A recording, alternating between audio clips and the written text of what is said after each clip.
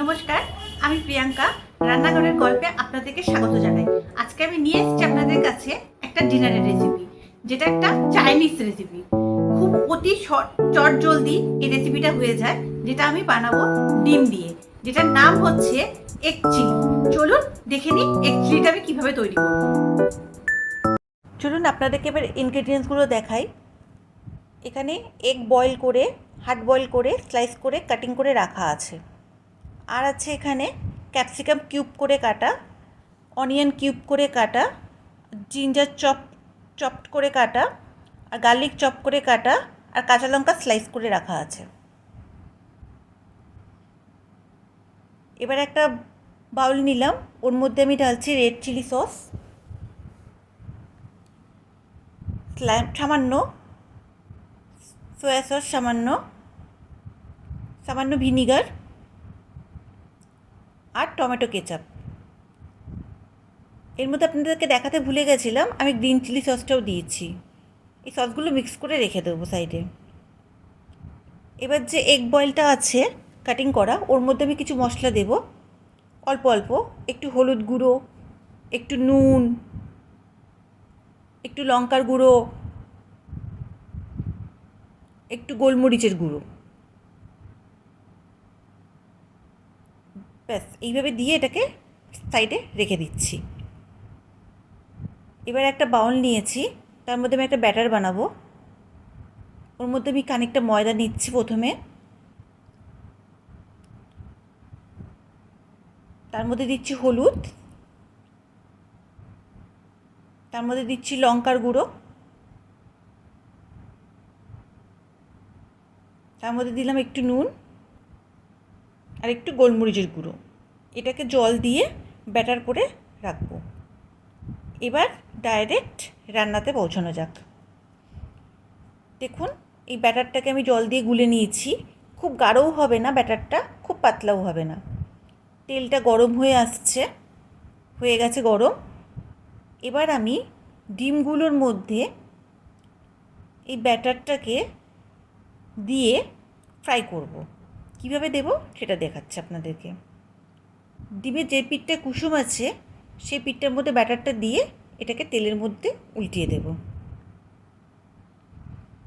এটাকে একটু হালকা লাল লাল করে ফ্রাই করতে হবে। দেখুন আবার দিচ্ছি আমি। এইভাবে আমি প্রত্যেকটা ডিমকে ফ্রাই প্যানের মধ্যে দিয়ে দিচ্ছি।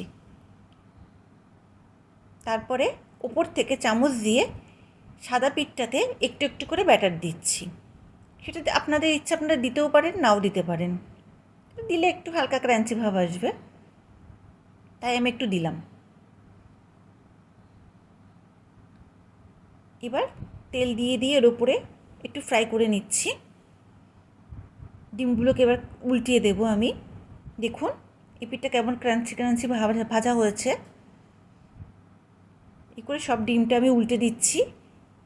এবার ডিমগুলো তুলে তেলটা কমিয়ে আমি রান্নায় ফিরে আসবো, কারণ এই রান্নায় খুব একটা বেশি তেল লাগে না। দেখুন তেলটা কমানো হয়ে গেছে। এবার দেখুন কত কুইক ফাস্ট এই রান্নাটা হয়ে যাবে। এবার এর মধ্যে আমি দিচ্ছি চপড করা গার্লিক, একটু হালকা সতে করলাম। ওর মধ্যে দিচ্ছি চপড করা জিঞ্জার,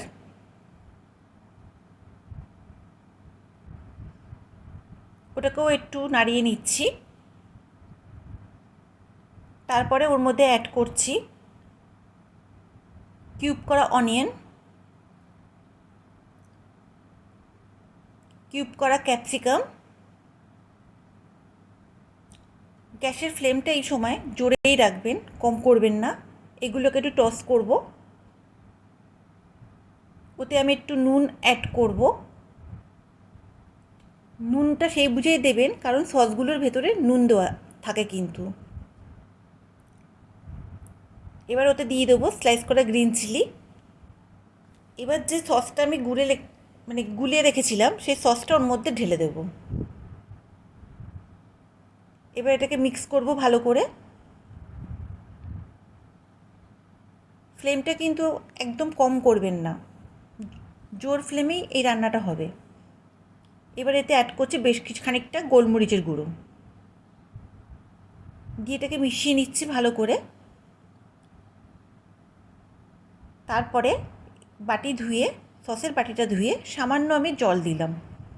এটা খুব গ্রেভি থাকবে না, এটাকে আমি ড্রাই ড্রাই করবো, তাই স্লাইস জল দিচ্ছি। এবার ডিমগুলোকে এর মধ্যে একটা একটা করে বসিয়ে দেব। এই রান্নাটা খুব তাড়াতাড়ি অতি সহজেই হয়ে যায়। এবার আমি এটাকে ঢাকনা দিলাম কিছুক্ষণের জন্য। এবার ঢাকনাটা খুলে ডিমগুলোকে দেখুন আমি এইভাবে উল্টিয়ে দেব, প্রত্যেকটা পিসকেই উল্টিয়ে দেব।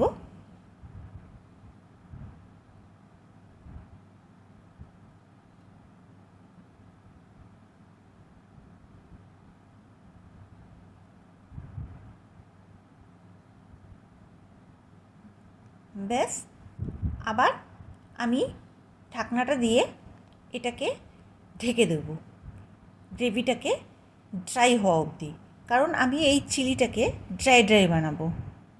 এটা বেশি ড্রাই ড্রাই হলে বেশি খেতে কিন্তু খুব টেস্টি হয়। দেখুন আমি আবার ঢাকনাটা খুলছি, দেখে বুঝতেই পাচ্ছেন এটা কতটা ড্রাই হয়ে এসছে। এবার আমি ডিমগুলোকে আবার উল্টে দিচ্ছি।